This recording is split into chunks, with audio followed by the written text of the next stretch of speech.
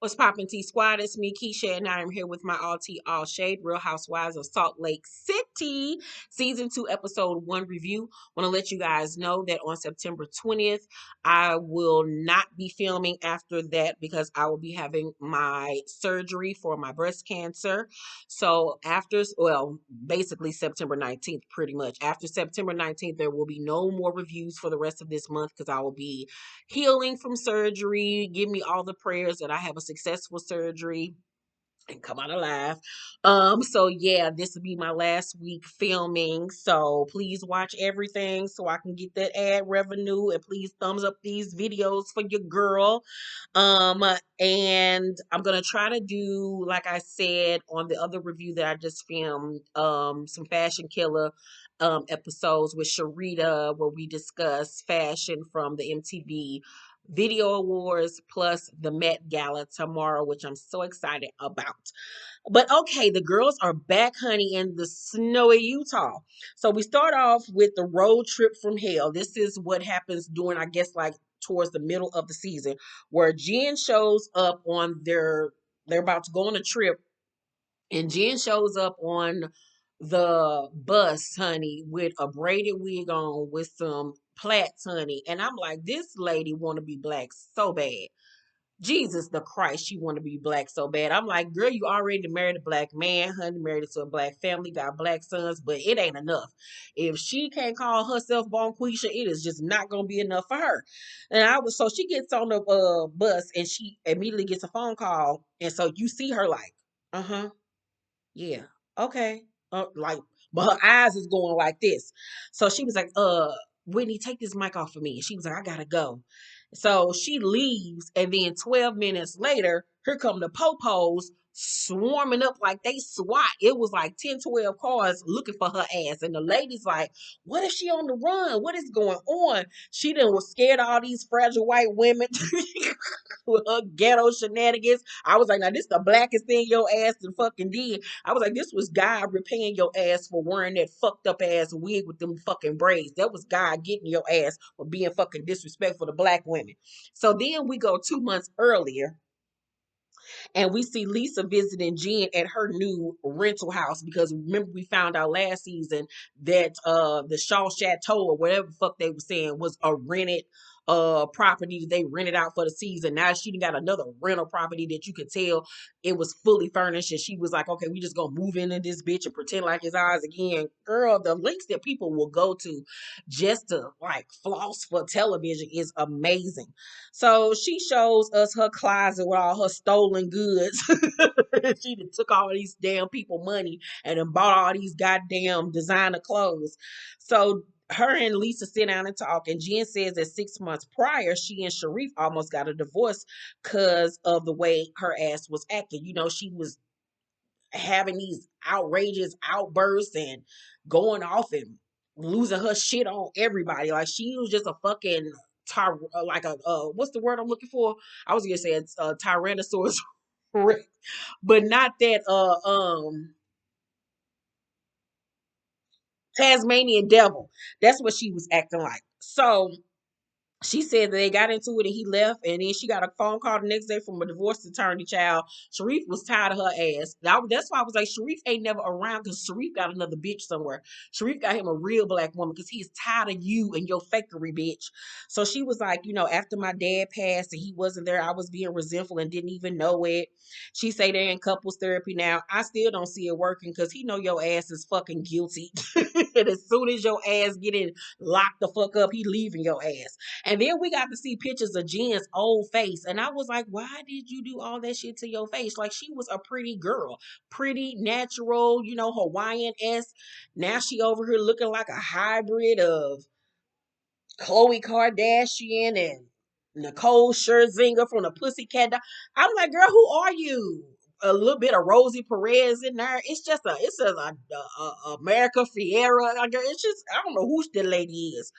So, she said that she wants to mend things in their friend group. And so Lisa was like, I want to broker peace between you and Meredith. And Lisa, in her confession, was like, I worry my friendship with Jen could affect my 10-year friendship with Meredith. I love Meredith like a sister as much as it's disconcerting for her that I have a friendship with Jen. But to me, what Jen did to Meredith is much like what Heather and Whitney did to me. They created lies about my character. Girl, the fact that you are sitting up here trying to equate that as being the same thing is fucking ridiculous. I don't know what the fuck is going on with you and Jen, but I feel like, especially after we saw the trailer, and in one part of the trailer somebody was like, don't you have business with Jen, or didn't you invest in Jen's business or something like that? So that's why I'm feeling like Jen got some shit on you, or you don't want to be implicated in this shit this lady got going on. But it really doesn't make sense for you to side with somebody who has gone out of their way to talk negatively about somebody's kid, and you condoning that shit, and we supposed to be homegirls of 10 years best friends. Make it make sense, bitch. But you gonna sit up here and try to equate that to Heather and Whitney saying that you're dismissive of them and that you're rude, which are facts, bitch. You are fucking rude and dismissive to them. The two don't even fucking match up. Girl, Meredith a better bitch to me because I would have slapped both of you hoes. So Lisa was like, you know, I'll always be here for you. Just don't kill the person in the middle. And Jill was like, girl, I go to jail for you. I haven't gone to jail yet. Girl, you better be careful what you say. You got to be careful what words you put out into the atmosphere, baby, because she spoke that on herself because her ass went to jail this season.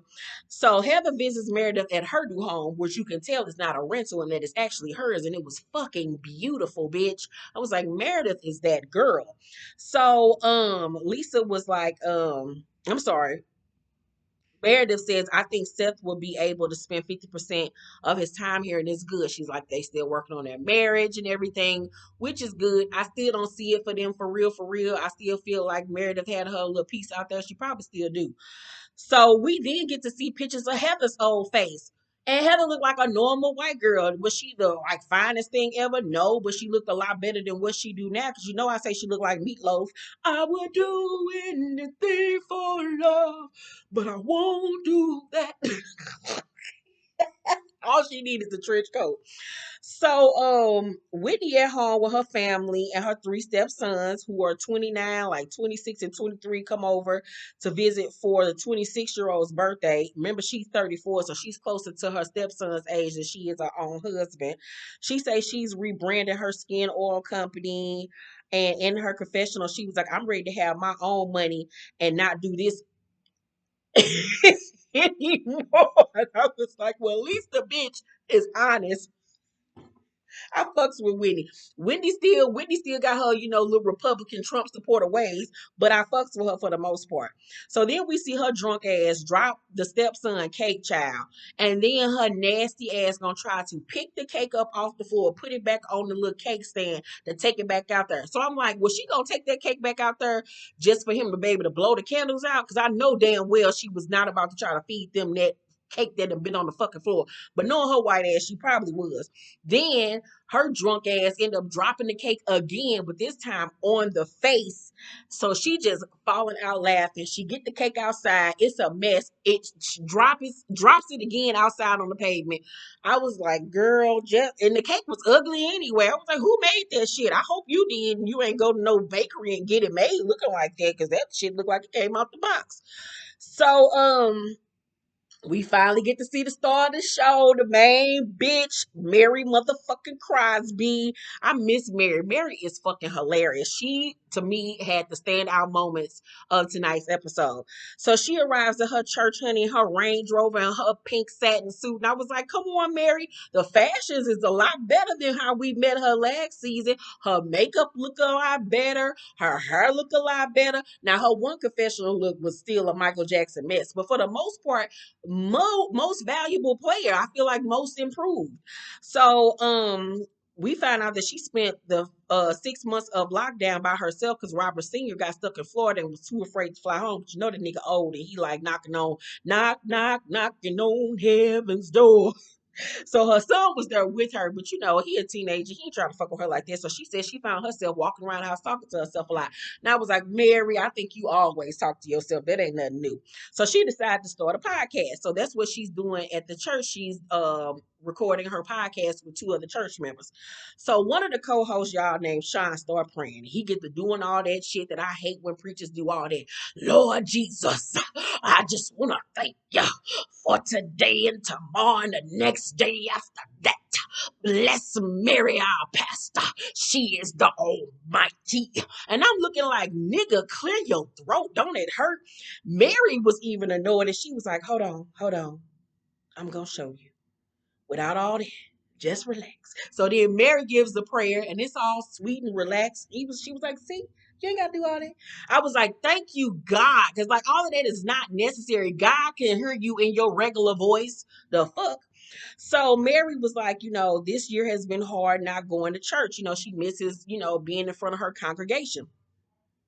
And, during the conversation, they talk about drugs and stuff. And she admits that back in the day, she did do a little, she didn't smoke a couple of blunts or whatever.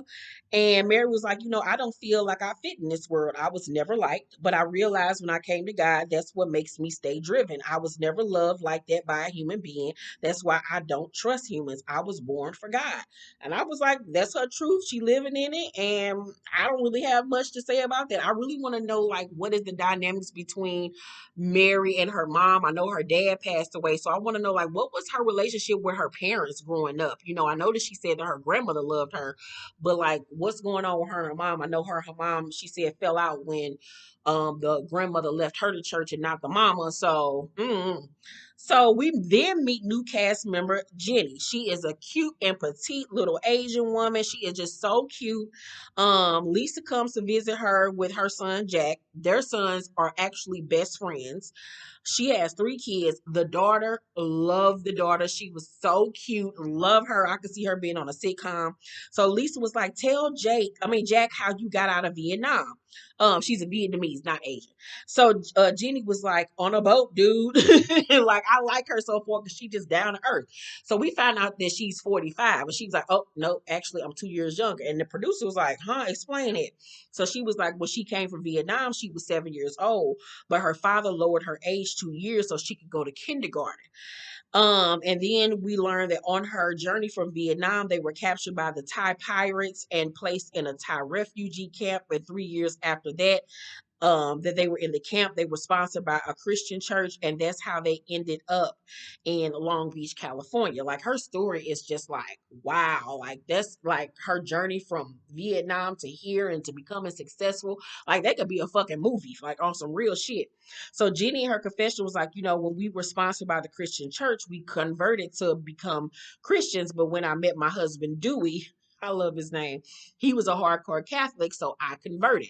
Would you consider converting for your spouse? Let me know. So her husband Dewey is a chiropractor. They've been together for 14 years and was actually set up through his sister who she was doing makeup for back in the day. Jennie was like, when I met him, I was like, oh, he got a nice body from the neck down. I was like, did this lady really just call her husband ugly? I appreciate the honesty, but damn, girl. But when they showed the throwback pictures, I was kind of like, I see what you're saying, because his body was given and the face was not. He not an ugly man. It's just his nose. Like, he got a things just coagulated weird. But I was like, damn. So then we go back to Jen's house. Her aunt that got her legs amputated comes over with her mama. They got the family over. And they just having family time. And you can tell that it's still tension and it's weird between Jen and Sharif. Whitney, Heather, Mary, and Meredith meet for lunch in a glass igloo, child. Mary, I noticed once again, has toned down her style, and I'm really liking it. Whitney says that something is wrong with Meredith off rip. And Meredith was like, my father passed away. So everybody was like, damn, like, we're so sorry. Mary prays over the food and prays over Meredith's family. And you can tell that really touched Meredith's heart, and they hug. I'm really loving the friendship that is forming between Meredith and Mary. I feel like they can have a true, genuine friendship that is actually um there would actually be a friendship where Mary sticks beside her and she sticks beside Mary, unlike Lisa fake ass. But I'm really loving this because I love the fact that she doesn't judge Mary, that she tries to understand Mary. They got like an understanding with each other because both of them low key weird, just in different ways. So Heather says that she hasn't spoken to Lisa or Jen, but and that she thought she and Jen were fine. Heather says, she on social media calling me racist again. And Whitney asked a great question. Why do you want to be friends with somebody that's calling you racist? And Heather, stupid ass, sometimes she fills me up on so much with friendship juice that I'm drunk on it. Girl, get you some dick and stop licking her vagina. Like, what are you talking about? You sound crazy. I'm not going to be friends with somebody that constantly calls me racist when they fucking feel like it. I don't give a fuck how that bitch make you feel. Bitch, you need to get some self-esteem about yourself. Child, when Mary in her confessional said, I don't want none of Jen's friendship juice. It's weird. You're gonna be friends with someone who makes you feel like crap. That's not juice. That's a choice. And I was like, you better tell it, Mary. People be thinking Mary crazy. Mary ain't motherfucking crazy. She just don't know how to get her words out right some of the times. But Mary know what the fuck is going on. So Mary was like, I was racist. Remember, I got it first. And I was like, damn, she did call Mary racist. So Meredith was like, she has made all these homophobic references, some to Brooks, who has never spoken what his sexual preference is to Jen. And Mary says, Meredith, do you want an apology? And Meredith was like, not to me. I want one for my family. And I agree. Like, this ain't about me. This is about my son. And okay, so he said last season he saw your vagina. It made him uncomfortable. First of all, you shouldn't have been spreading your legs and kicking your legs up in the air around this woman kids. So you got the results of that. Second of all, this is a kid.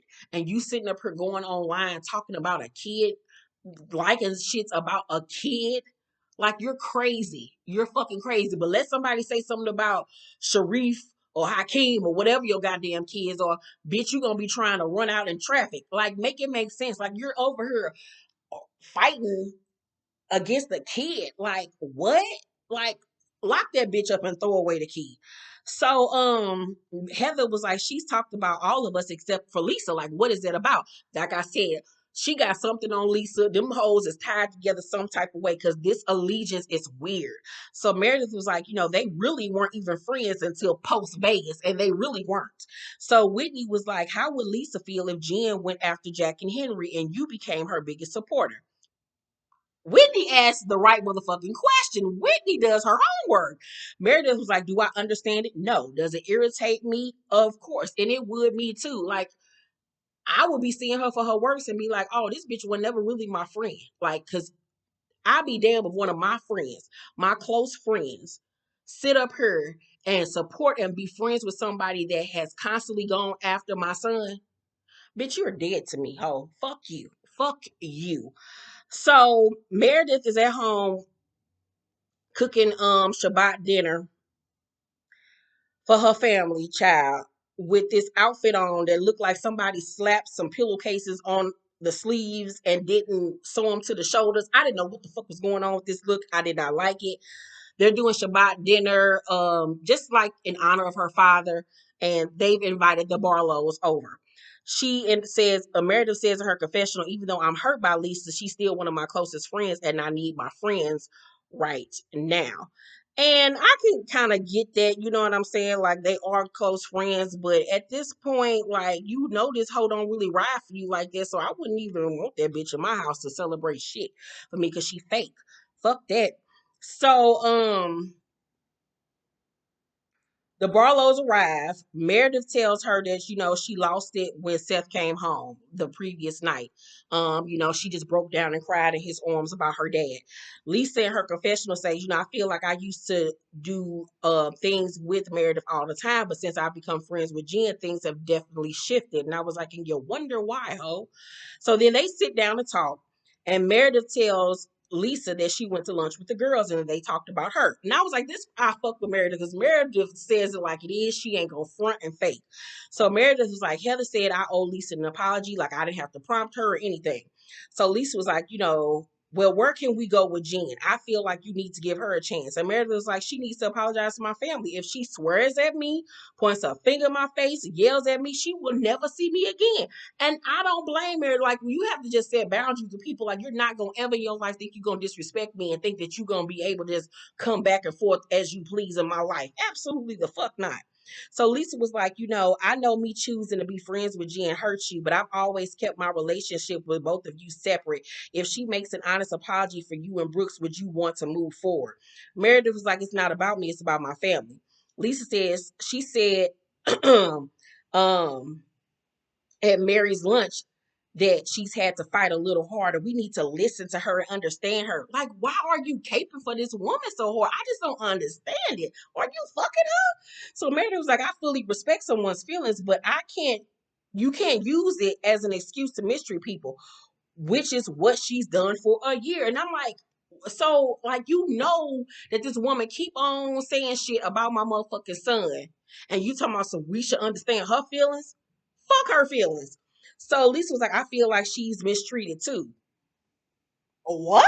So Mary was like, I have not done anything to Jennifer Shaw. Lisa was like, do you want me to have that conversation with Heather? And Meredith was like, not the same. Not the same at all. And like, the fact that she once again is trying to equate one to the other is ridiculous. And like, it's like you playing in my face at this point, bitch. So Meredith was like, Meredith was like, if Jen treated Jack the way Jen treated Brooks, would you move forward with them as a friend? And you saw Lisa was like, you know damn well she wouldn't. But once again, she makes excuses for Jen and was like, Brooks was like he saw her vagina. Maybe she was humiliated and went in defense mode against a kid. A kid, girl. You sound stupid. I would have told that bitch to go on. Get the fuck out of my house. Get the fuck out of my house. Like, I couldn't have broke bread with her that night. Meredith, girl, you better than me. So Lisa was like, I have never seen you this upset. Calm down, Meredith. Calm down. Girl, Meredith, her confession was like, I have had multiple conversations with Lisa about Jen's behavior on social media, and she said that she hasn't seen them. And I said to her, I can see you the screenshots, but she doesn't want to see them. I mean, what more do you need for her to do to show to you that she don't give a fuck about you and your family and y'all friendship? Because she's choosing not to see what this woman is doing and hold her fucking accountable. That's weirdo shit. Nah, girl, fuck her, Meredith. Right? Y'all was friends for 10 years. Relationships last a season, a lifetime, or for a moment. That was for a season, child. That season is a wrap. We going into a new year. Fuck Lisa ass and fuck Jen. Fuck both of them hoes. So overall, I give the season premiere of Salt Lake City a B+. It was good. I can't wait to see what the rest of the season is going to give.